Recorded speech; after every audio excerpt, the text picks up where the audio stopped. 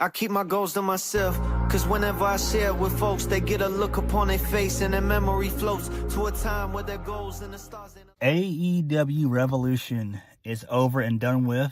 It's officially in the books. This show was way too long. This is one of the many problems that I have with AEW. Tony Khan is inconsiderate of his fan base. This show should have not went off the air at 12:30.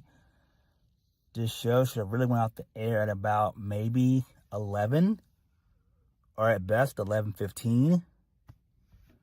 Some of these matches could have just taken place on Dynamite, if we're being honest.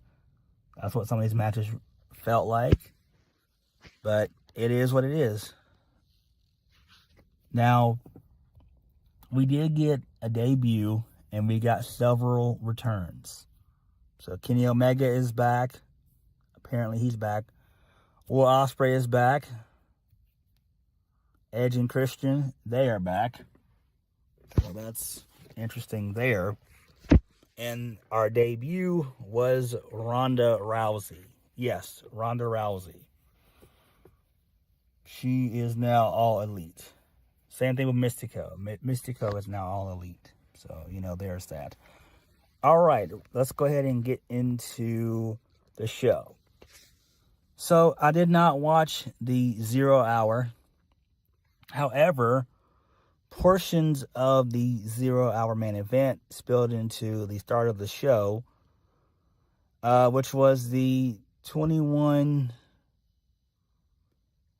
Blackjack Battle Royal, right? Which is dumb. That was won by Jungle Boy Jack Perry. And then sticking with that, Nightingale, she defeated Lana Cross to retain the TBS Championship.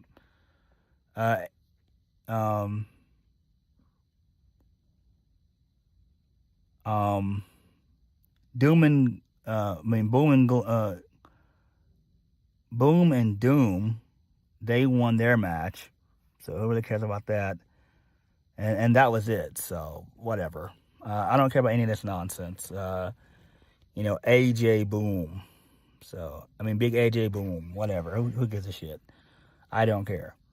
I wish the AEW would stop doing this. This makes no sense, but it is what it is. Who really cares? Jungle Boy winning, don't really care at all. Moving on, this leads us into the first match of the night on the card. FTR, they defeat the Young Bucks, Matt and Nick Jackson. Matt and Nick Jackson had a really good, heartfelt video package with their kids and family involved. I thought that was fairly well done. Their kids and a bunch of other people came out in Young Bucks attire and everything else. They sat in the front row. That was pretty cool. FTR wins, which makes the most sense. They won via the Avalanche Shadow Machine for the 1, 2, 3. That was fine there. This was typical Young Bucks match. False finishes galore, basically. Both teams were busted open for whatever reason. And that's also a problem that I have with AEW. Too many matches on this show had blood. This match had blood when it really didn't need to. It didn't. Because you knew that the main event was going to be bloody and violent, which it was. But, it is what it is. Post-match, lights go out. We see Revenge on the Titantron. And it's Edge and Christian. They get a massive reaction. Edge shows up. He gets a massive reaction, as per usual. And then Christian Cage shows up. So they both get good reactions. Christian Cage attacks FTR Bald, Dax. He attacks him. No, not Dax, but Hair FTR. Cash Wheeler. He's attacked. So then they get beat up. And then same thing comes to Stokely Hathaway. He gets beat up as well. So then Edge and Christian, they have a stare down with the Young Bucks. So we know where this is going for Dynasty. It's going to be a triple threat. The Young Bucks, FTR, and Edge and Christian for the AEW World Tag Team Championships. That's fine. This is fine, but Christian Cage and Edge have been gone from AEW for 8 months. 8 long months. Since August of last year. They've been gone for a long time. It's insane they've been gone that long. What the hell? But it is what it is. Alright. That's fine there. I'm interested in that. Even though I'm not a fan of triple threats. Moving on. This leads us into Toni Storm. She defeated Marina Shafir. Everyone's banned from ringside, so it is what it is. Who cares? I didn't care about this match. I didn't even watch it. Toni Storm gets the win via the big package for the 1, 2, 3. Post-match, Toni Storm is celebrating, and then Ronda Rousey shows up. She gets a very, very mild reaction. No one really cared, if we're being honest. Her and Toni Storm had some words. Basically, they had to be separated. She wanted to fight Toni Storm and everything. So they were separated by officials and all that jazz. Ronda Rousey showing up in AEW. Who really cares? She shitted all over TKO and UFC. Rightfully so. It is what it is. I mean, we all know. I haven't been a fan of Ronda in several years. I actually liked her first run in WWE over her second run. Her second run was total shit, and that's just what it was. Her taking the big fat check from Tony Khan, that's fine. Who really cares? They mentioned their fight that she's going to have in May. That's fine. Is that really that important? No, not really. I mean, who cares? Whatever. So, I don't give a shit about this at all. Moving on, this leads us into Jon Moxley. He defeats Tenosuke Takeshita. This match had blood in it as well for whatever reason. Takeshita was busted open. I have no idea how he got busted open, if we're being honest. Moxley wins. He puts Takeshita to sleep. Takeshita was able to kick out of a paradigm shift from the top rope. Moxley kicks out of Raging Fire. Moxley winning makes sense. I thought they were going to give it to Takeshita, but maybe they'll say that for Dynasty, maybe. I don't know. Post-match, the lights go out once again, which I don't know why they're doing that again. They've done that twice already. So we get a vignette. It's somebody recovering in a laboratory. So it's revealed to be Will Ospreay. That's cool. So they rebuilt him. That's fine. So Will Ospreay gets a massive reaction, and he beats the shit out of the Death Riders, beats them up. They get the upper hand on him briefly, then he fights them off, and so Moxley scurries away with the rest of the Death Riders. This is fine. This does make sense. So apparently they're going to do Jon Moxley and Will Ospreay probably at Dynasty, and that makes sense. I do suspect Will Ospreay to be the main guy to dethrone MJF come Wembley Stadium. All in. So I do think that's when Ospreay will win. So you could feud him and Moxley beginning at Dynasty and continuing their feud at Double or Nothing and ending it at Forbidden Door in June. So that's fine there. Obviously, you have Moxley go over at Dynasty. You have Will Ospreay go over at Double or Nothing, and then at Forbidden Door, you have Will Ospreay go over Moxley again. So I think that's the plan. This is fine. It is what it is. I really don't give a shit about Jon Moxley at this point in time. All right, moving on from that, this leads us into Babes of Wrath. They were defeated by Divine Dominion, Megan Bayne and Lena Cross. And the match didn't even last long. I didn't even really watch it. It didn't last long at all. Maybe about probably 3 minutes. And they hit a double choke slam for the 1, 2, 3. That's fine. It makes perfect sense. So, yeah, it is what it is. Moving on from that, this leads us into Swerve Strickland. He defeats Brody King. This match was pretty good. Brody King got a really good reaction. Swerve did too. Swerve hit the house call early on. He hit it within like the first probably minute of the match, which was insane to me. I don't know why, but he did. Him and Brody, they continued to fight some more. Swerve ended up taking off the protective padding on the outside. For whatever reason, he began to expose the concrete. He ended up doing a nasty vertebreaker on the concrete on the outside, which was insane. Brody was able to kick out of, to get to his feet and get back into the ring before the count of 10, which was fucking insane. That really should have been the finish, if we're being honest. But it's fucking AEW. So, Swerve does 2 house call kicks in a row. Brody King does not go down. Swerve hits a third one, and it's over. 1, 2, 3. So, that's fine there. I figured Swerve was going to win this match anyway. It actually makes sense. Is this thing over between Brody King and Swerve? More than likely it is. So post-match, Swerve wanted Prince Nana to bring in a cinder block to use it. And he was probably going to do a house call off of that. Well, a Swerve stomp off of that. Kenny Omega showed up to make the save. And so they're going to do that feud, Omega and Swerve, which is fine at Dynasty. I don't know what match they'll have. Maybe a steel cage match or something like that. Maybe something. I don't know. But they'll have to have a stipulation of some sort. I honestly didn't expect for Kenny Omega to show up until probably Dynasty, basically. But they're not going that route. But Swerve versus Omega at Dynasty, to me, is fine. And I'm actually down for that. Moving on. This leads us into the 2 out of 3 falls match for the AEW Women's World Championship. Tekla defeats Chris Statlander 2-1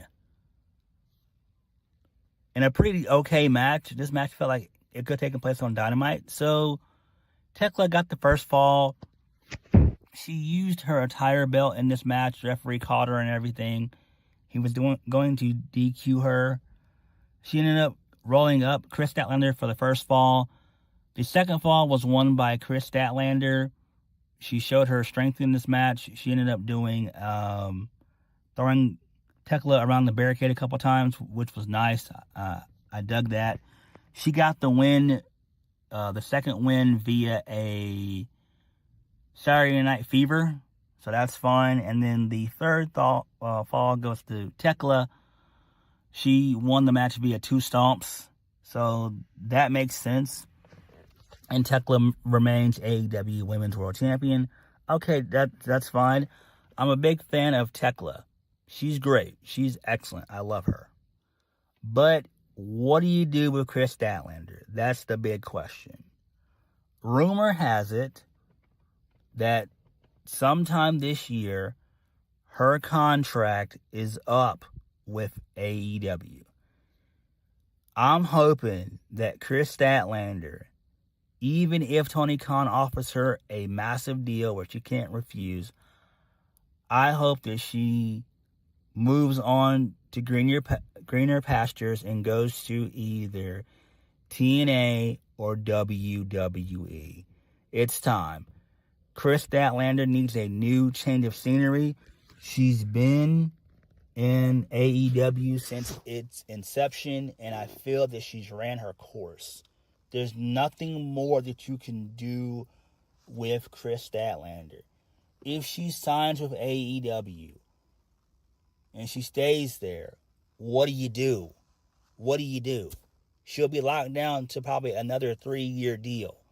Statlander's what? In her late 20s? I'd say either between 28 and like 31, 32. She could still be... She's got enough time to go to NXT, stay there for about a year, and then go to the main roster. I mean, she's great. We could definitely see her in WrestleMania one day. And I think Kris Statlander could do it. She's great. She's fucking tremendous. I'm a fan of Kris Statlander. She would do excellent in NXT. Excellent. I think it is time for Stat to spread her wings and move on from AEW and go to NXT. And let Shawn Michaels and company mold her and shape her into the female wrestler that she's meant to be. Because AEW, they've tried with her. They have. Part of it at first was Statlander, but most of it was Tony Khan. And I feel that it's just time for Statlander to do something different. I really, truly do. I really do. All right, moving on from that. This leads us into the AEW Trios titles. Oh my God, the Don Callis family. Okada, Kyle Fletcher, Mark Davis. They defeat Kevin Knight, Speedball Mike Bailey, and Mystico. Who really cares about this? I didn't even watch this match at all. I just don't care. It's cool that Mystico is all elite. No, my bad. I'm sorry. I'm so sorry. I'm so sorry. I know I didn't watch this match. So we got new Trios champions crowned in Mystico and Jet Speed. Okay, cool. That's fine. Who really cares? The Trios titles to me are worthless. They don't mean anything, and they haven't meant anything in like probably 3 years. And I really think it's time for those titles to be scrapped completely, just throw them into a garbage bin and move on from that shit. Like, enough. So, there's that. And again, congratulations to Michiko. He is now all elite. Great. So that's cool. Moving on. This leads us into Andrade Idolo. He defeated Bandito. Match was pretty cool. Match was fun. Andrade wins via the message from off the top rope for the 1, 2, 3. Actually, no, it was an Avalanche DM for the 1, 2, 3. I'm sorry about that. This match was fun. I dug it. Bandito got his shit in. Same thing with Andrade. Both of them worked well together. There was really nothing on the line about this. But again, this is a match that you could have seen on Dynamite or Collision. And that's really where this match could have taken place. It's the same thing with the Trios match. It's the same thing. It could have taken place on Dynamite, really, if we're being honest. So, there's that. Moving on. Another match that could have taken place on Collision. It was another 6-man tag. We didn't need to have 2 of these on the same show. That can take place on Dynamite. Darby Allin, Orange Cassidy, Roderick Strong versus the Dogs. David Finlay, Gabe Kidd, and Clark Connors. I didn't watch this. I didn't even really care about it. Who got the win? The babyfaces. So, Roderick Strong, Darby Allin, and Orange Cassidy, they win. I don't care about any of this shit. Who really gives a damn? Moving on, this leads us into the main event of the evening. MJF versus Hangman Adam Page for the AEW World Championship. Texas Death. If Hangman loses, he can no longer challenge for the AEW World Championship ever again. So the match itself was a typical Texas Death. There was blood. They did a dog collar spot in this as well. Barbed wire, steel chairs, table. The crowd wanted fire and everything and all that jazz. MJF gets the win. He chokes out Hangman with the dog collar. Hangman just passes out. he collapses in a pool of his own blood, and he falls to the floor, and that was it. Hangman celebrates. MJF celebrates, and that was all she wrote. I just don't want to go over the spots in the match, basically. It's just your typical death match shit, really. MJF did have a really cool entrance. I dug that. He got a really cool vignette. Some guy ended up doing the voiceover for MJF, which was cool.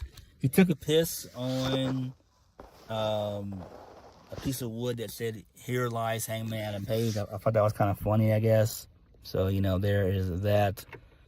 And that was my bad, not Dynamite. That was Revolution. Really and truthfully, it was way too long.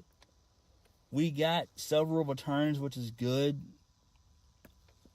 But those returns, in my opinion, could have been saved for Dynamite. I feel like they were way too overdone. You could have just had basically one return, and that would have been Will Ospreay and the debut of Ronda Rousey. That would have been fine there, but giving us basically four returns,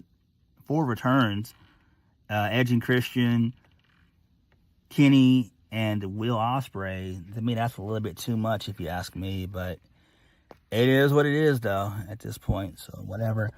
But all in all, the show, in my opinion, was a little bit too long, as per usual. This show should have been really about 6 matches at best. You could have trimmed off a good, 3 or 4 matches that we didn't need. Both of those trios matches could have taken place on Dynamite. We did not need we didn't even need the women's tag team titles on their show either. That could have taken place on Dynamite or Collision as well. So that would have shaved off a lot there. But at this point, it is what it is. We're just talking to the ether at this point, really. It's falling on deaf ears, basically. Tony Khan doesn't give a shit, basically, if we're being honest. I feel that's my biggest gripe with AEW pay-per-views. They're way too long, and they don't need to be, and they do a little bit too much for my liking. They really, truly do. But at this point, it is what it is. Who gives a damn? But what did you guys think of Revolution? Let me know.